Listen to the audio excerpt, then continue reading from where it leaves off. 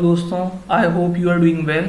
तो आज हम लोग BHU MSc एंट्रेंस 2020 के लीनियर अलजेब्रा सॉल्यूशन की जो सीरीज चल रही थी अपनी, उसको कंटिन्यू करेंगे। ये इस वीडियो का पार्ट 2 होने वाला है। ठीक है, पार्ट 1 अपन लोग देख चुके हैं। पार्ट 1 की जो लिंक है मैंने नीचे डिस्क्रिप्शन में दे दी है, तो उस वीडियो को आप जरूर देखना, उसमें अच्छे क्वेश्चंस डिस्कस हुए हैं काफ़ी। ठीक है, अब लीनियर अलजेब्रा के पार्ट 2 में अपन लोग इन टॉपिक्स के ऊपर जो क्वेश्चंस आए थे वो अपन डिस्कस करेंगे। लीनियरली इंडिपेंडेंट और dependent vectors, matrix representation, solution space, ये नया कॉन्सेप्ट है। ठीक है, और होमोजीनियस इक्वेशन की सॉल्यूशन, इनर प्रोडक्ट स्पेस पे एक क्वेश्चन आया था, और रैंक नलिटी थ्योरम। ठीक है, तो टोटल 16 क्वेश्चन आए थे इस साल, तो वेटेज काफ़ी अच्छा रहा है, काफ़ी ज़्यादा क्वेश्चन आए हैं। तो लीनियर अलजेब्रा का तो आप ज़रूर पढ़ें। ठीक है, और जितने भी वीडियोस अभी तक अपने डिस्कस करे हैं DU MSc एंट्रेंस के और BHU PET के, सभी की जो प्लेलिस्ट है मैंने नीचे उसकी जो लिंक है आपको दे दी है, तो आप डिस्क्रिप्शन बॉक्स को ज़रूर चेक करें। सो चलिए शुरू करते हैं। ये क्वेश्चन इनर प्रोडक्ट के ऊपर है। इन c की पावर 3 x बराबर दिया 1 plus i minus 3 4 minus 3i and y बराबर दिया है 2 minus i 2 plus i, then the inner product of x y क्या होगा। तो आपको पता होना चाहिए कि इनर प्रोडक्ट क्या होता है, मतलब कौन सा ऑपरेशन डिफाइन होता है Cn पे, है ना। C3 के लिए तो फिर अपन इजीली लिख लेंगे, Cn के लिए अपन समझ लेते हैं। तो देखो Cn के लिए क्या आता है, अगर x और y का इनर प्रोडक्ट लेना है तो क्या करोगे। अब ये कितने होते हैं, हर x और y के होते हैं n डायमेंशनल वेक्टर्स होते हैं, n डायमेंशनल वेक्टर होते हैं। ठीक है, मतलब ऐसे लिखा जाएगा टपल के फॉर्म में x1 x2 x3 dot dot dot xn। ऐसी y को आपके लिखोगे y1 y2 dot dot dot yn। ठीक है, तो ये तो वो हो गया। अब इसको लिखते कैसे हैं, सम कर देते हैं k बराबर 1 से लेकर n, xi yi का बार, yi क्या होता है, कॉन्जुगेट होता है yi एंट्री का। तो आप जब इसको और खोल के सिंपल तरीके से लिखोगे तो क्या लिखोगे, x1 y1 बार प्लस x2 y2 बार प्लस x3 y3 बार, और कहाँ तक जा रहा है, n तक, मतलब जितना भी डायमेंशन का आपको दिया गया है वहां तक आपको लास्ट टर्म लिखना है। अब ये अपन को C3 वाला दिया है, तो n की वैल्यू क्या हो गई, 3 हो गई। तो xy क्या हो जाएगा C3 के लिए, x1 y1 बार प्लस x2 y2 बार और प्लस x3 y3 बार हो जाएगा। ठीक है, अब x1 x2 क्या होंगे, देखना जैसे x एक वेक्टर आपको दिया है, इस तरह का दिया है, ये वेक्टर हो गया x, ये हो गया y, तो ये हो गया देखना x1 x2 और ये हो गया x3, ये हो गया y1, ये हो गया y2, ये हो गया y3। बस इस फॉर्मूले में पुट कर दो, आपका आंसर आ जाएगा। तो देखना अब वही अपन करेंगे, x y दिया है तो 1 प्लस आई, ठीक है, ये हो गया x1, y1 का बार लेना है, तो y1 क्या है 2 माइनस आई, तो 2 माइनस आई और उसका बार यानी कॉन्जुगेट, प्लस माइनस का 3, ये हो जाएगा माइनस का 3 और मल्टीप्लाई हो जाएगा माइनस आई का बार, तो माइनस आई का बार आ गया, प्लस 4 माइनस 3i, ये हो गया 4 माइनस 3i इंटू 2 प्लस आई का बार। ठीक है, अब बार करोगे हटाओगे तो क्या ले लोगे, कॉन्जुगेट ले लोगे, तो 1 प्लस आई, आई की जगह क्या रख देंगे, माइनस आई हो जाता है कॉन्जुगेट में, तो ये माइनस माइनस क्या हो गया प्लस, प्लस और माइनस का 3 और माइनस की जगह क्या हो जाता है माइनस, तो माइनस माइनस क्या हो गया प्लस, तो प्लस का आई आ गया, ये हो गया 4 माइनस 3i, इसका लोगे तो i की जगह माइनस आई तो 2 माइनस आई, बस अब मल्टीप्लाई करा देना है। तो ये पूरा मल्टीप्लाई करा दोगे, ये ऐसा आ जाएगा एक्सप्रेशन। फिर क्या होगा, देखो क्या क्या कैंसिल होगा, कैसे कैंसिल होगा वो अपन देख लेते हैं। देखो i 2i और ये 3i, 2 प्लस आई और i क्या हो गया 3i और उससे ये कैंसिल हो गया। ठीक है, और आप इनको जोड़ोगे, किसको, इसको और इसको, तो 8 में से 3 गए तो 5, ठीक है, और 5 प्लस 2 7 और 7 में से 1 गया तो आ गया 6। ठीक है, बचा क्या अपने पास, ये बचा, ये बचा, तो 4 माइनस 6 क्या हो गया माइनस का 10 और आई चल रहा है सेम, तो माइनस का 10 आई, तो ये अपना इनर प्रोडक्ट निकल के आ गया एक्स वाई 6 माइनस 10 आई, तो अपना ऑप्शन डी क्या हो गया, करेक्ट हो गया। तो आप ना ये CN वाला याद रख लेना, है ना, जनरल बता दिया मैंने आपको कैसे होता है। ठीक है, तो अगर C4 के लिए भी आ जाए तो C4 के लिए भी आप कर सकते हो। सो अपना क्वेश्चन है सिस्टम ऑफ इक्वेशन के ऊपर है, क्या है, consider the system kx plus y plus z बराबर 1, x plus k y plus z बराबर 1 और x plus y plus k z बराबर 1। The system has a unique solution if, तो k की किन वैल्यूज़ के लिए या फिर किन वैल्यूज़ के लिए नहीं। ठीक है, इस सिस्टम के पास क्या होगा, यूनिक सॉल्यूशन होगा। तो अपन ने पढ़ा है कि यूनिक सॉल्यूशन कब एग्जिस्ट करता है, कब, जब मैट्रिक्स की रैंक क्या होती है, कंप्लीट होती है, तभी तो एग्जिस्ट करता है। और देखो अगर वो सीधी सी बात है और दो कंडीशन होती हैं कि रैंक ए बराबर ऑगमेंटेड मैट्रिक्स की होनी चाहिए, बट वो पहले से ही बोल रहा है कि यूनिक सॉल्यूशन एग्जिस्ट कर रहा है, तो वो कंडीशन से अपन को कोई मतलब है नहीं है।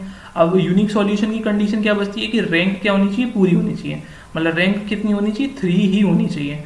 अच्छा, अब रैंक 3 होगी तो मतलब मैट्रिक्स कैसी हो जाएगी, इन्वर्टेबल हो जाएगी। इन्वर्टेबल होगी यानी कि मैट्रिक्स क्या होगी, नॉन सिंगुलर होगी, और नॉन सिंगुलर तो पक्का है कि इस मैट्रिक्स का मतलब जो कोफिशिएंट मैट्रिक्स आप बनाओगे, क्योंकि देखो सिस्टम कैसा होता है, ए एक्स बराबर बी टाइप का होता है, सिस्टम आपका एक्स बराबर बी टाइप का है, तो इस मैट्रिक्स का क्या होगा, डिटर्मिनेंट क्या होना चाहिए, नॉन जीरो होना चाहिए। तो बस वही अपन ने इसकी कोफिशिएंट मैट्रिक्स लिख लेंगे, उसका determinant not equal to zero करा देंगे, तो के की एक ऐसी वैल्यू मिल जाएगी, ठीक है, जिसके ना होने पर इस सिस्टम के पास क्या होगा, यूनिक सॉल्यूशन होगा। तो बस वो ये बन कर देते हैं। अब लिख लेते हैं इसका कोफिशिएंट क्या आ जाएगा, के 1 1, ठीक है, 1 के 1 और 1 1 के, तो वो लिख लिया अपन ने पूरा।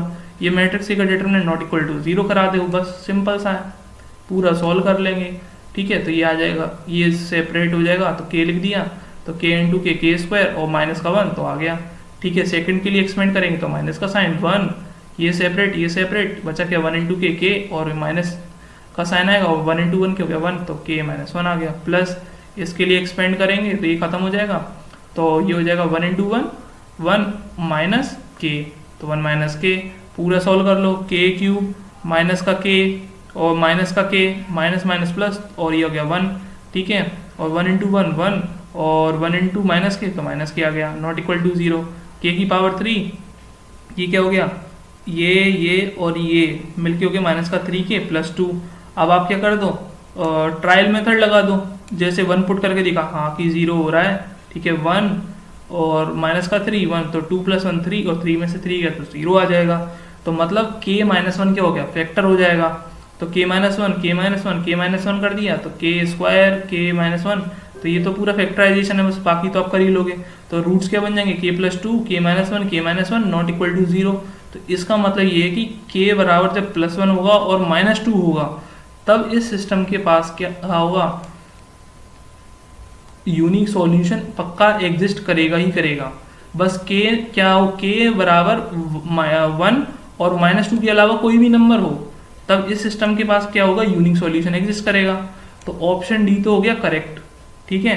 लेकिन ये क्वेश्चन मुझे लगता है एमएसक्यू टाइप का है, क्योंकि देखना वैसे तो क्वेश्चन एमसीक्यू है, तो आपका ऑप्शन डी करेक्ट है, ऑप्शन डी करेक्ट है। बस आप इस चीज को थोड़ा गौर से समझो, के नॉट इक्वल टू 1 दिया है, ठीक है, और के बस क्या होना चाहिए, के के लिए रिस्ट्रिक्शन क्या है, माइनस 2 के अलावा के कोई भी नंबर हो जाए, के माइनस 2 के अलावा कोई भी नंबर हो जाए तो भी ये वैलिड है। तो देखो के नॉट इक्वल टू 1 और के बराबर 2, तो 2 एक ऐसा नंबर है जो माइनस 2 के अलावा है, तो ये ऑप्शन भी क्या होना चाहिए था, करेक्ट होना चाहिए था, ठीक है। क्योंकि एमसीक्यू पूछा गया है, तो जस्ट अपन ने जो प्रोसीजर होनी चाहिए थी उसके हिसाब से कराया, तो अपना ऑप्शन डी करेक्ट हो जाएगा। लेकिन अगर मल्टीपल सिलेक्टिव क्वेश्चन की तरह लिया जाए तो ये दोनों ही ऑप्शन क्या है, करेक्ट है, क्योंकि आपको समझ में आ गया ना। देखो के नॉट इक्वल टू 1 है, इधर भी के नॉट इक्वल टू 1 है, तो चलो इससे तो कोई मतलब है नहीं है।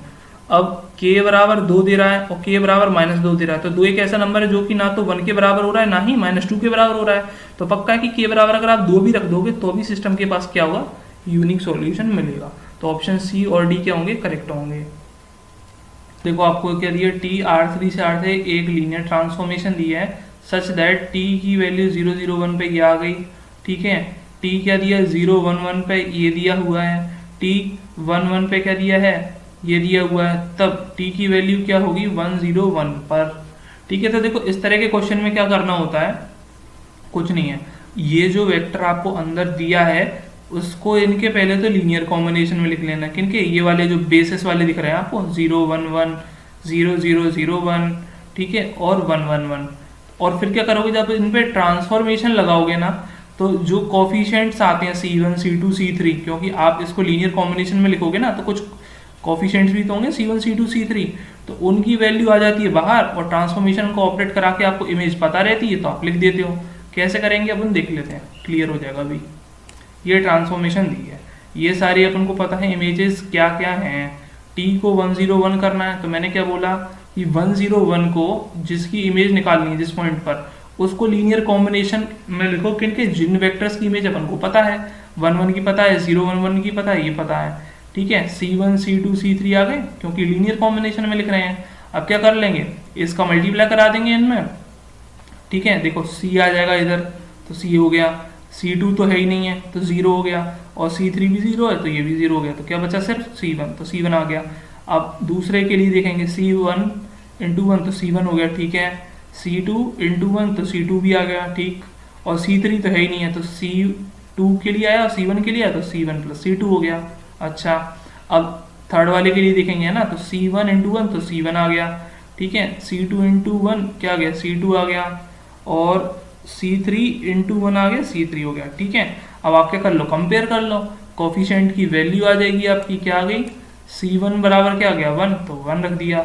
C1 प्लस C2 क्या होता है, 0 हो जाएगा। दूसरा टपल अपन ने कंपेयर कर लिया, ठीक है, तो ये हो गया। अब C1 तो क्या था 1, तो क्या हो गया, C2 बराबर क्या आ गया -1, क्योंकि आप जब इसको यहाँ पे ट्रांसफर कराओगे तो माइनस का C1 बन जाएगा, ठीक है। अब C1 plus C2 plus C3 किसके बराबर हो जाएगा, इसके 1 के, तो ये लिख दिया 1। C1 की वैल्यू पता चल चुकी है, C2 की पता चल चुकी है। अब अभी अपन ने देखा था C1 और C2 क्या है, अपोजिट है साइन में, तो ये तो क्या हो गए, कैंसिल हो गए, बचा गया C3 बराबर क्या आ गया, 1 आ गया। अब जो अपन ने ऊपर लिखा था उसमें इनकी वैल्यू पुट कर दी अपन ने, किसकी, C1 C2 और C3 की, ठीक है। तो क्या आ गया 1 -1 और 1। तो अब अपन को पता है कि ट्रांसफॉर्मेशन जब अपन ऑपरेट कराते हैं तो क्या होता है, देखना, जब t को ऑपरेट कराओगे तो जो स्केलर होता है वो बाहर हो जाता है, यही तो हो जाता है ना, t of a alpha plus b beta क्या हो जाता है, a into T alpha plus b into T beta हो जाता है, मतलब स्केलर बाहर आ जाता है। तो बस ये जो स्केलर है बाहर आ जाएंगे जब ट्रांसफॉर्मेशन को ऑपरेट कराओगे, और ये अपन को निकालना है। तो देखो ट्रांसफॉर्मेशन को ऑपरेट करा दिया मैंने, T101, ठीक है, और ट्रांसफॉर्मेशन को इस पूरे पे ऑपरेट कराओगे तो 1 स्केलर है तो 1 बाहर आ गया, तो 1 इंटू टी की इमेज 1 1 1 पे माइनस 1 बाहर आ गया, और टी की इमेज काएगी 0 0 1 1 की, और 1 फिर बाहर आ जाएगा, तो T 0 0 1। ये सारी अपन को पता है इमेजेस, ठीक है, जो कि क्वेश्चन में अपन को गिवन है। तो ये क्या हो गया, T101 अपन को निकाल रहे हैं, तो ये इमेज क्या है 0 1 -1 माइनस, और 0 1 1 की इमेज क्या है 1 0 0, वो लिख दी, ठीक है, प्लस, और T0 0 1 की इमेज क्या है 2 3 5। अब बस कैलकुलेट कर लो, 0 और ये आ गया -1, ठीक है, और ये हो गया +2, तो 0 -1 +2 आ गया, ठीक है, 1 और -0, और ये आ गया प्लस का 3, तो ये लिख दिया अपन ने, ठीक है, ये आ गया, और माइनस का 1 और माइनस का 0, ठीक है, और प्लस का 5 हो गया। पूरा सॉल्व करोगे क्या आ जाएगा, 2 में से 1 गया 1, और 3 + 1 क्या आ गया 4, और 5 में से 1 गया तो 4। तो अपना करेक्ट ऑप्शन क्या हो जाएगा 1 4 4। तो कौन से ऑप्शन में दे रहा है अपन को, ऑप्शन बी में, तो ऑप्शन बी क्या हो गया, करेक्ट हो गया। तो ये भी क्वेश्चन मैट्रिक्स रिप्रेजेंटेशन के ऊपर ही था, है ना। तो इससे पहले भी अपन पार्ट 1 में भी कर चुके हैं एक क्वेश्चन, तो यार पार्ट 1 को जरूर देख लेना अगर आपने अभी तक नहीं देखा है, क्योंकि उसमें मैंने थोड़े अच्छे क्वेश्चन डिस्कस करे हैं, ठीक है। तो पार्ट 1 तो जरूर देखना, उसका जो लिंक है नीचे आपको डिस्क्रिप्शन में मिल जाएगा, सभी प्लेलिस्ट का भी लिंक मैंने नीचे डिस्क्रिप्शन में दे दिया है, तो आप डिस्क्रिप्शन बॉक्स को तो जरूर चेक कर लेना।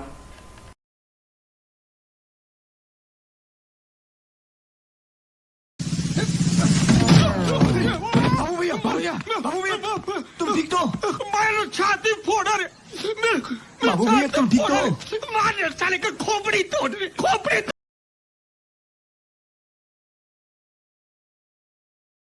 अपन ने जो सिस्टम ऑफ लीनियर इक्वेशन का क्वेश्चन करा है ना, और मैट्रिक्स रिप्रेजेंटेशन का क्वेश्चन करा, वो दोनों टॉपिक बहुत ही ज़्यादा इंपॉर्टेंट है। तो आपको जहाँ से भी मिले उन टॉपिक्स की प्रैक्टिस जरूर करना, ठीक है, बार बार रिपीट हो रहे हैं एग्जाम में।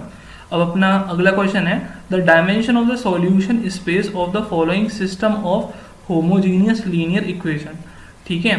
अब सॉल्यूशन स्पेस क्या होता है ये भी अपन समझ लेंगे, इसको निकालते कैसे हैं, है ना, क्या मतलब रैंक होती है, क्या नलिटी होता है, मतलब वो सब देख लेंगे इसकी, ठीक है। तो ये आपको सिस्टम दे दिया है, तो सॉल्यूशन स्पेस तो आपको मीनिंग से ही समझ में आ रहा होगा, मतलब स्पेस यानी कि वेक्टर स्पेस तो है किनका, इस सिस्टम के जो सॉल्यूशन आएंगे उनका वेक्टर स्पेस क्या कहलाएगा, सॉल्यूशन स्पेस कहलाएगा, ठीक है। तो अपन सॉल्यूशन स्पेस की डेफिनेशन देख लेते हैं, छोटा सा है कॉन्सेप्ट, कोई ज़्यादा बड़ा नहीं है।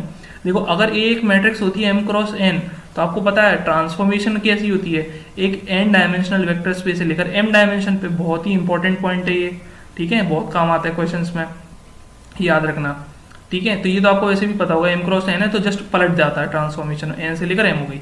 तो सॉल्यूशन स्पेस उन सभी कॉलम वेक्टर्स का क्या है, कलेक्शन है। क्योंकि देखना आप इसको जो बनाते रहे हो ना, सॉल्यूशन कैसे लिखते हो, ax बराबर b तो लिखते हो, ये n क्रॉस n की मैट्रिक्स है, तो n जो आएगा वो, और इसको भी n होना पड़ेगा तभी तो ये मल्टीप्लाई डिफाइन होगा, तो इसीलिए कहाँ से बिलोंग करेगा, n डायमेंशन वाले से बिलोंग करेगा।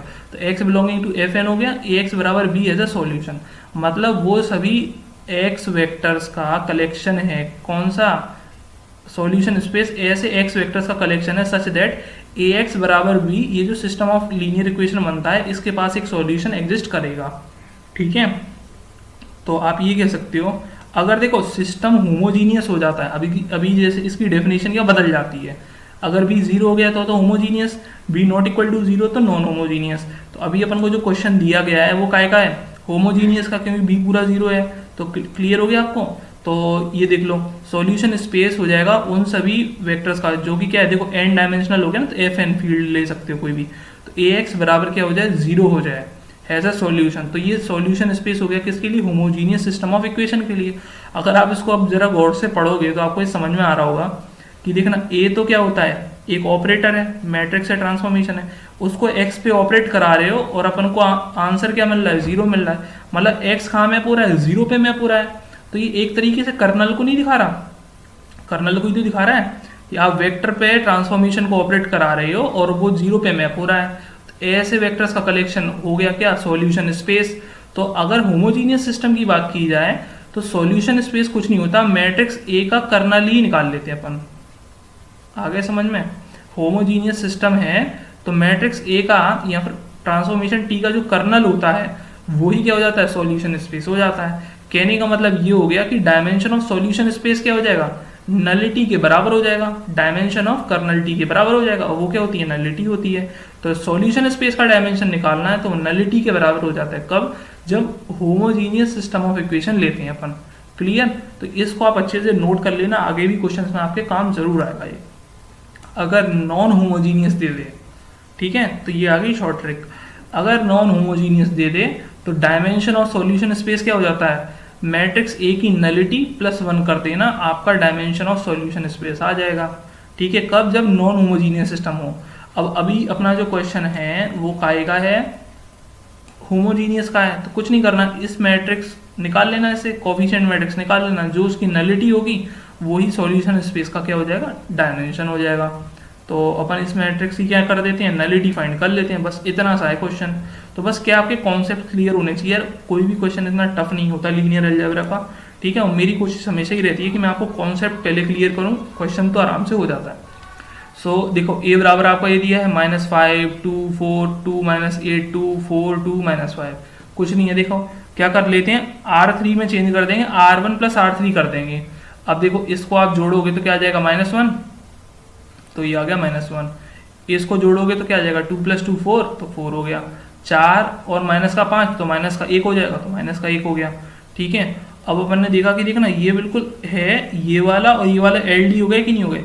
इसमें मैं अगर 2 का मल्टीप्लाई करा दूं तो ये -2, ये 8 और ये -2, मतलब इसमें 2 का मल्टीप्लाई करा दो और R2 से ऐड कर दो तो ये वाली रो क्या हो जाएगी, 0 हो जाएगी। तो वही कर दिया मैंने, R3 में चेंज, R2 + 2R2 कर दिया, तो ये हो गया। देखो 2 ये है और 2 × -1 क्या हो गया, -2, तो 2 और -2 खत्म।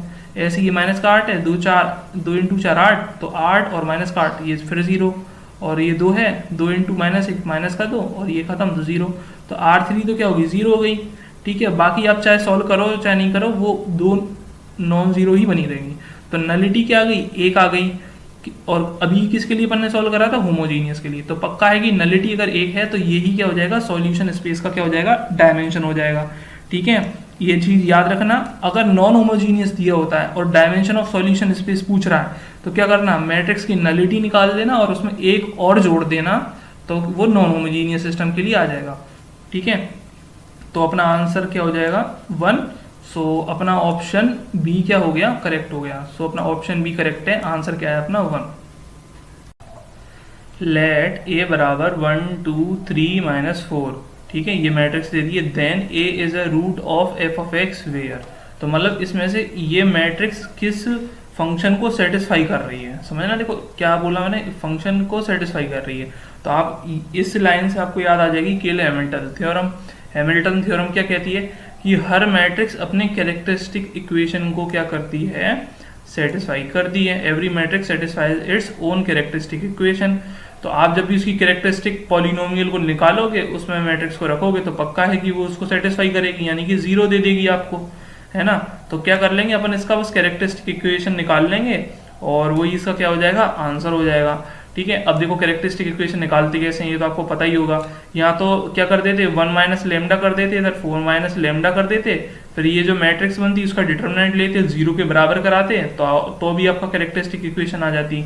लेकिन अपन एक सिंपल सा तरीका याद रख लेते हैं, वो ज़्यादा ईजी है। क्या, ये फॉर्मूला याद कर लो 2x2 मैट्रिक्स की कैरेक्टरिस्टिक इक्वेशन निकालने का। क्या है, x square minus trace A, इस मैट्रिक्स का trace, into x plus determinant of A.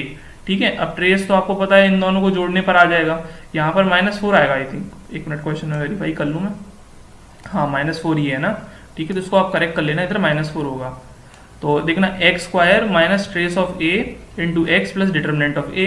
तो एक्स स्क्वायर लिख दिया मैंने, और इधर क्या आएगा 1 और इधर -4, तो ये लिख दिया 1 -4, ये ट्रेस हो गया अपना, प्लस डिटरमिनेंट। डिटरमिनेंट क्या हो जाएगा, 1 इंटू -4, तो -4 आ गया, फिर माइनस का साइन आता है, 3 2 जा 6, तो ये 6 और ये माइनस का साइन हो गया। ठीक है, सॉल्व कर लेंगे, तो एक्स स्क्वायर 1 माइनस 4 क्या आ जाएगा, -3, और माइनस माइनस प्लस, तो ये प्लस आ गया, तो क्या हो गया 3x हो गया, और ये -10 हो जाएगा, तो -10 बराबर 0। ठीक है, और जब आप इसको ए में रख के देखोगे, आप ट्राई करोगे और रखोगे, तो आपको 0 मैट्रिक्स ही मिलेगा। ठीक है, तो ये अपने पास वो पॉलिनोमियल आ गया जिसको ये मैट्रिक्स क्या करेगी, सेटिस्फाई करेगी। तो अपना option I think A correct हो जाएगा। हाँ, ए करेक्ट हो गया। तो ये केले हैमिल्टन थ्योरम और क्या कहते हैं, आइगन वेक्टर्स के क्वेश्चन आप छोड़ना मत, क्योंकि ये बीएचयूपीटी में लगातार आ रहे हैं और सीयूसीटी में भी पूछ लेता है, डायरेक्ट ही पूछ लेता है। आई थिंक 2020 के एग्जाम में भी ये क्वेश्चन आया था ऐसे। If W is the subspace of, ये तो मैट्रिक्स वाला वेक्टर स्पेस है, फील्ड आपको रियल नंबर का दे दिया है, consisting of diagonal matrices, then dimension of W will be what. ठीक है, तो अपन को पता है डायगोनल मैट्रिसेस का डायमेंशन क्या होता है, n होता है। ठीक है, ये तो अपन को पता है, कुछ रिजल्ट आपको याद होंगे कि सिमेट्रिक मैट्रिक्स का क्या हो जाता है, n इंटू n प्लस 1/2। ठीक है, स्क्यू सिमेट्रिक्स का क्या हो जाता है, n into n minus 1 divided by 2, है ना। तो ये तो याद होगा, लेकिन ये आया कैसे वो अपन समझ लेते हैं। देखो, जब भी आपको डायमेंशन निकालना हो तो आप कोशिश करना कि बेसिस लिख लो, तो बेसिस से आपका आंसर आ जाएगा। अब W में किस तरह के एलिमेंट्स हैं, वो सभी एलिमेंट्स हैं जिनकी एंट्री, कौन सी एंट्री, जब I not equal to J हो रहा हो, मतलब क्योंकि देखना डायगोनल में तो आप कैसे लिखते हो, A11 A22 A33 ऐसे करके लिखते हो, है कि नहीं है, इधर A22 आएगा। ठीक है, तो मतलब I और J क्या होते हैं, बराबर होते हैं, तब तो ये एंट्री क्या होती है, 0 नहीं होती है, और बाकी सारी एंट्री डायगोनल को छोड़ के बाकी सारी एंट्री क्या हो जाती हैं, 0 हो जाती हैं। तो इसीलिए I not equal to J हो गया, तो वो सारी एंट्री 0 हो गई। ठीक है, तो ये अपने डायगोनल मैट्रिक्स का क्या कहते हैं, सिंबॉलिक फॉर्म भी समझ लिया। तो कभी ऐसे पूछ ले तो आपको ये भी चीज़ क्लियर होगी। ठीक है, अब ये मैट्रिक्स दी है अपन को, इस तरह की होंगी डायगोनल मैट्रिक्स, तो अपन क्या करेंगे, बेसिस लिख लेंगे। देखो, जहाँ जहाँ A11 A22 ऐसे करके दिख रहा है, तो वहाँ वहाँ 1 आएगा, क्योंकि देखना बाकी एंट्री तो 0 हो जाएंगी। तो A11 इंटू 1 0 0 0 ऐसे लिखोगे, प्लस A22 आएगा यहाँ पे, A22, अब देखना ये कहाँ पे था, 1 ये था, तो आप कौन सा वेक्टर लोगे, ये वाला वेक्टर ले लोगे, 0 0 0 1 0 0 ऐसे करके आपने मैट्रिक्स बना ली। और कहाँ तक जाएगा, AN तक है, तो आप कितने n वेक्टर्स लोगे इसमें टोटल, मतलब n मैट्रिसेस लोगे, AN 0 0 0 0 1, ये आ गया। तो मतलब बेसिस में कितने एलिमेंट आ रहे हैं, 1 2 करते करते कितने n, मतलब आपको ये समझ में आ गया होगा कि हर अननोन वेरिएबल के करस्पॉन्डिंग आपको ये बेसिस का एक एलिमेंट मिल रहा है, समझ रहे हो, हर अननोन वेरिएबल के लिए आपको एक ही बेसिस का एलिमेंट मिल रहा है। तो कहने का मतलब है जितने अननोन वेरिएबल हो गए उतनी ही क्या हो गई, इसकी डायमेंशन हो गई। ये चीज क्लियर हो गई, जितने अननोन वेरिएबल हो गए इस मैट्रिक्स के उतनी डायमेंशन हो गई, इसीलिए डायगोनल मैट्रिक्स की डायमेंशन क्या आ गई, n आ गई। ठीक है, एक तो मेथड होता है ये। दूसरा मेथड होता है क्या, कि आपको वेक्टर स्पेस का डायमेंशन पता है, उसमें से नंबर ऑफ 0 एंट्री को घटा दो। मैंने क्या बोला, नंबर ऑफ 0 एंट्री को घटा दोगे, किसमें से, वेक्टर स्पेस के डायमेंशन में से, तब भी आपका सब स्पेस का डायमेंशन आ जाएगा, किसमें, मैट्रिक्स वाले में। तो अब देखना टोटल डायमेंशन क्या होता है, अगर स्क्वायर मैट्रिक्स दिए तो n इंटू एन हो जाता है, और m क्रॉस n होती है तो m इंटू एन हो जाता है इसका डायमेंशन। अब स्क्वायर मैट्रिक्स है तो n इंटू एन क्या हो जाएगा, n स्क्वायर। ठीक है, तो n स्क्वायर लिख देते हैं अपन, ये आ गया अपना n स्क्वायर। अब अपन को जीरो एंट्री काउंट करनी है, तो उसके लिए सबसे बढ़िया मेथड क्या है, जीरो ही तो काउंट करनी है। अपन को पता है हर रो में एक एंट्री है जो कि जीरो नहीं है, बाकी सारी एंट्री क्या है, जीरो। अब एक रो में कितनी एंट्री है, n है, एक दो दो, ये सारी n ही तो है, तो कितनी होगी n माइनस वन ऐसी एंट्री हुई जो कि क्या है, जीरो है सब। और सभी में ऐसा होगा क्योंकि सभी रो में एक ही एंट्री ऐसी है जो कि जीरो नहीं है, बाकी सारी जीरो है। तो n minus one n minus one ऐसे करके लिख गया। और ये कितनी बार हैं वो आप ऐसे देखोगे, कैसे, रो वाइज। मतलब देखो गिन, जहाँ तो ऐसे कॉलम वाइज रहे हो, लेकिन नंबर गिनना है तो आप रो वाइज, रो की तो एंट्री देखोगे 1 2 3। समझ रहे हो मैं क्या कहना चाह रहा हूँ, क्योंकि रो को आप ऐसे ही तो काउंट करते हो। तो 1 2 और कितनी बार n है, तो क्या गया n माइनस वन, मतलब कितनी जीरो एंट्रीज हैं, और वो भी कितनी बार है, n टाइम्स है। इसीलिए मैंने n का क्या कर दिया, यहाँ पे मल्टीप्लाई कर दिया। क्लियर, तो n square minus n into n minus one. ठीक है, सॉल्व कर लेंगे तो ये देखो माइनस एन स्क्वायर हो जाएगा, ये वाला, तो ये वाला जो है ना माइनस का एन स्क्वायर हो जाएगा, एन इंटू एन स्क्वायर, और ये माइनस का साइन। ठीक है, तो ये तो कैंसिल हो जाएगा, और माइनस माइनस प्लस, तो n into one, n into one क्या हो जाएगा, एन। तो आंसर क्या आ गया, एन। तो आपको जो मेथड ईजी लगे उससे आप कर सकते हो। ठीक है, लेकिन मैं प्रेफर करूंगा कि आप बेसिस वाले मेथड से ही जाना, उससे गलतियां कम होती हैं। An invertible matrix A which one of the following is an incorrect statement. बस देखो यार, वो तो तुमको अलर्ट भी कर रहे हैं, इटैलिक में लिख दिया है ना, तो इनकरेक्ट स्टेटमेंट पूछा गया है। तो A can be written as product of elementary matrices det of A is not equal to zero, nullity of matrix A क्या होगी, not equal to zero, zero is not an eigen value of A. तो अब देखो ये इसमें option में not दिख रहा है ना, तो मतलब अपन को थोड़ा सा ध्यान से पढ़ लेना चाहिए। अब किसके बारे में पूछ रहा है, इन्वर्टिबल मैट्रिक्स के बारे में पूछ रहा है, तो अपन को बिल्कुल सिंपल सा डेफिनेशन बेस्ड क्वेश्चन है, तो आप इजीली कर लोगे। इन्वर्टिबल मैट्रिक्स क्या होती हैं, जिसका इन्वर्स एग्जिस्ट करता हो, और ए इन्वर्स का भी एग्जिस्ट करता है सिर्फ और सिर्फ तभी जब डिटर्मिनेंट ऑफ मैट्रिक्स क्या हो, नॉट इक्वल टू जीरो, या फिर मैट्रिक्स क्या हो, नॉन सिंगुलर हो। अब देखना ऑप्शन बी में, अब ऑप्शन बी क्या कह रहा है, det of A not equal to zero होना चाहिए। हाँ होना चाहिए, तभी तो इन्वर्टिबल होगी, लेकिन वो इनकरेक्ट पूछ रहा है भैया, तो ये ऑप्शन बी तो गया तथास्तु। ठीक है, टाटा बाय बाय हो गई इसकी। अब अगला है nullity of A not equal to zero. अब आप मुझे एक बात बताओ, अगर मैट्रिक्स कैसी है, इन्वर्टिबल है, उसका determinant not equal to zero है, तो पक्का है उसकी रैंक पूरी होगी। एन क्रॉस एन मैट्रिक्स की तो रैंक उसकी पूरी होगी, एन ही आएगी। अगर मैट्रिक्स की रैंक क्या है, एन है, तो रैंक नलिटी थ्योरम लगा दो, क्योंकि अपन को पता है ना, अगर मैट्रिक्स एन क्रॉस एन है तो आप ट्रांसफॉर्मेशन कैसे डिफाइन करोगे, एन डायमेंशनल से लेकर एन डायमेंशनल में, उल्टा हो जाता है ना जस्ट। अब यहाँ तो एन दोनों में है तो एन लगा दो, कोई दिक्कत नहीं है। तो रैंक ए प्लस नलिटी ए बराबर एन आ गया। अब रैंक भी एन है तो नलिटी ए क्या होगी, जीरो हो गई। और वो क्या बोल रहा है कि नलिटी क्या होनी चाहिए, नॉट इक्वल टू जीरो होनी चाहिए, तो ये तो गलत हो गया ना।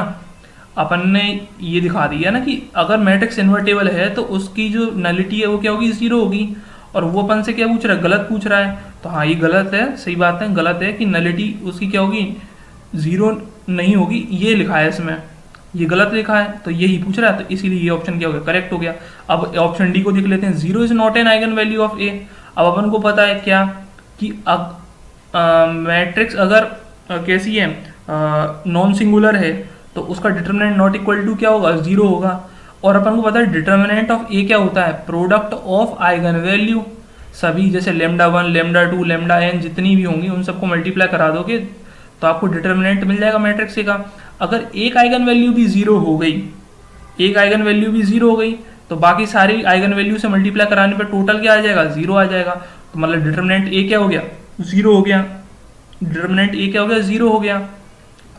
ठीक है, तो अगर जीरो आइगन वैल्यू नहीं है, जीरो आइगन वैल्यू नहीं है, तो ये पक्का हो जाएगा कि डेट ऑफ ए क्या हो गया, नॉट इक्वल टू जीरो, यानी कि मैट्रिक्स कैसी होगी, नॉन सिंगुलर हो गई। तो हाँ ये चीज करेक्ट है कि zero is not an eigen value for an invertible matrix, zero is not an eigen value for an invertible matrix A. और उसने पूछा है इनकरेक्ट, तो भैया इसको भी लगा दो गलत, इसीलिए ऑप्शन सी ही क्या हो गया, सिर्फ करेक्ट। इफ द वेक्टर्स 1 2 3 2 -1 4 और 3 अल्फा 4 आर लीनियरली डिपेंडेंट, क्या दे रहा है, ये वेक्टर्स जो हैं लीनियरली डिपेंडेंट है, then the value of alpha is. तो आप देखना ये वेक्टर्स हैं तीन, ये बोल रहा है लीनियरली डिपेंडेंट है। अगर इन वेक्टर्स को मिला के मैं एक मैट्रिक्स बना देता हूँ, इन वेक्टर्स को मिला के मैं एक मैट्रिक्स बना देता हूँ और उसका डिटर्मिनेंट लूंगा तो वो जीरो हो जाएगी। क्यों? क्योंकि अगर देखना कोई पेयर ऑफ वेक्टर्स क्या होता है, डिपेंडेंट होता है, तो आप एक वेक्टर को दूसरे के क्या लिख सकते हो, स्केलर मल्टीपल में लिख सकते हो, ठीक है। और जब आप उसका डिटर्मिनेंट लोगे तो अपन को पता है क्या कि अगर कोई दो रो या फिर कोई दो कॉलम एक दूसरे के क्या हो जाए, स्केलर मल्टीपल हो जाए, तो पक्का है कि उस मैट्रिक्स का डिटर्मिनेंट क्या हो जाता है, जीरो हो जाता है। तो बस उसी फैक्ट का अपन इस्तेमाल करेंगे, इन तीनों वेक्टर्स को मिला के एक मैट्रिक्स बना देंगे, उसका डिटर्मिनेंट क्या कर देंगे, जीरो के बराबर कर देंगे, तो ये अल्फा की वैल्यू अपन को मिल जाएगी। बस इतना ही करना है। तो देखो, so if these vectors are LD linearly dependent है, ये तभी करेंगे। So when we take the determinant, ये क्या हो जाए, जीरो हो जाए। तो 1 2 3, देखो मैंने क्या करा, 1 2 3 ये लिख दिया, 1 2 3 ये लिख गया, 2 -1 और 4 लिख दिया, तो 2 -1 4 ये लिख गया, 3 अल्फा 4 ये लिख गया, ठीक है। अब अपन को कुछ नहीं करना, डिटरमिनेंट को जीरो के बराबर करा देना है। तो डिटरमिनेंट एक्सपेंड कर लेते अपन, क्या करेंगे, ये खत्म 1 आ जाएगा, 1 के लिए एक्सपेंड कर रहे हैं अपन, है ना, ये तो 1, तो -4 तो -4 और माइनस का साइन 4 × अल्फा 4 अल्फा, तो ये आ गया, ठीक। माइनस का 2, क्योंकि सेकंड के लिए करते तो माइनस का साइन आ गया, तो 2 × और देखना ये खत्म हो जाएगा और ये वाला खत्म हो जाएगा, क्या बचा, 2 × 4 8, ठीक है। माइनस का साइन 3 × अल्फा 3 अल्फा, और ये माइनस का साइन आ गया, प्लस। अब इसके लिए एक्सपेंड करोगे तो 3 आ गया, और ऐसे करेंगे ये दोनों डिलीट हो जाएंगे, बचा क्या, 4 2 जा 8 हो गया, और माइनस का साइन और 3 1 जा -1, ये 3 × -1 क्या हो गया, माइनस का 3, एक माइनस साइन ऑलरेडी आता है तो वो क्या हो जाएगा, प्लस का 3 बना देगा, तो ये हो गया। 8 और 3 कितने हो गए, 11, और 11 × 3 कितने होते, 33, तो ये 33 इधर लिख दिया मैंने, ठीक है। 24 + 9 करके भी लिख सकते हो, वो 33 ही आएगा, ठीक है। -4 और -4 अल्फा हो गया, 2 8 जा 16 और माइनस का साइन ये आ गया, ठीक है। और 2 × 3 तो 6 और अल्फा आ गया, तो 6 अल्फा, और माइनस माइनस की वजह से क्या हो गया, +6 अल्फा हो गया। अब क्या सॉल्व ही करना है बस। तो अब देखिए ये और ये, इसमें से इसको घटा दोगे तो क्या हो जाएगा, +2 अल्फा, ठीक है। ये प्लस का साइन है, 12 में समझना उसको, +2 अल्फा है, ठीक है। ये +2 अल्फा आ गया, और ये देखना माइनस का 16 माइनस का 4 क्या हो गया, माइनस का 20, ठीक है। और 24 + 9 कितना हो गया, 33, ये लिख ही चुके हैं अपन, 33, और में से 20 घटाओगे तो क्या आ जाएगा, 13, और ये हो गया प्लस का 2 अल्फा। अब इस 13 को यहाँ पर लेके जाओगे, क्या हो गया, माइनस का 13, ठीक है। और 2 से डिवाइड करा दोगे तो अल्फा की वैल्यू क्या आ गई, -13/2 आ गई। सो अपना करेक्ट आंसर क्या हो जाएगा, अल्फा बराबर -13/2। तो देखना इस साल क्या रहा लीनियर अलजेब्रा में कि उन्होंने हर टॉपिक से क्वेश्चन लिए, चाहे लीनियरली डिपेंडेंट इंडिपेंडेंट का क्वेश्चन हो, सिस्टम ऑफ इक्वेशन हो, आइगन वैल्यू आइगन वेक्टर हो, मैट्रिक्स रिप्रेजेंटेशन हो। तो मतलब लीनियर अलजेब्रा में अगर आप कोई भी टॉपिक पढ़ते हो ना, तो आपका चांस ये है कि आप उससे स्कोर कर सकते हो। तो लीनियर अलजेब्रा बहुत ही बढ़िया है, ठीक है। तो इसको पढ़ के जाइए और कोई भी टॉपिक छोड़ने की कोशिश ना करें। So guys, thank you for watching this video, और मैं आशा करता हूँ ये वीडियो आपके लिए हेल्पफुल रहा होगा। सो प्लीज़ वीडियो को लाइक ज़रूर करना, ठीक है। और हमें कमेंट करके ज़रूर बताएं कि आपको ये वीडियो कैसा लगा, ठीक है। चैनल पर पहली बार आए हो तो चैनल को सब्सक्राइब ज़रूर कर लेना, और बेल आइकन को ज़रूर दबा देना, ताकि ऐसी बढ़िया वीडियोज़ की जो नोटिफिकेशंस हैं आप तक पहुँचते रहें।